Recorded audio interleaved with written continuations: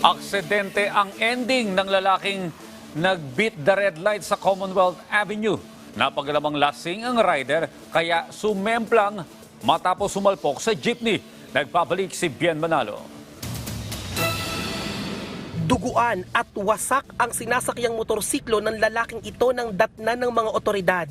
Sumalpok kasi ang kanyang sinasakyang motor sa isang modern jeepney sa kahabaan ng Commonwealth Avenue sa Quezon City bandang alas 10 kagabi.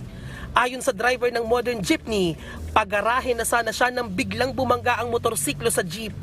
At nang lapitan, napag-alamang nasa impluwensya ng alak ang biktima. Patras po ako may sumisenyas na gwardiya.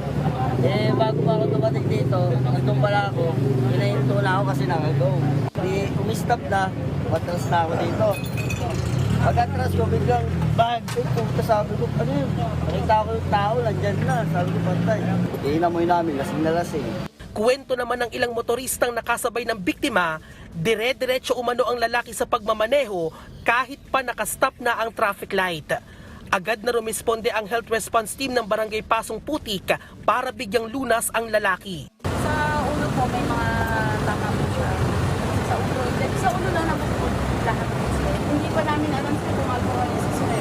Sa ngayon ay nagpapagaling na sa ospital ang biktima na posibleng maharap sa patong-patong na kaso. Bien Manalo para sa Morning Show ng Bayan, Rise and Shine, Pilipinas.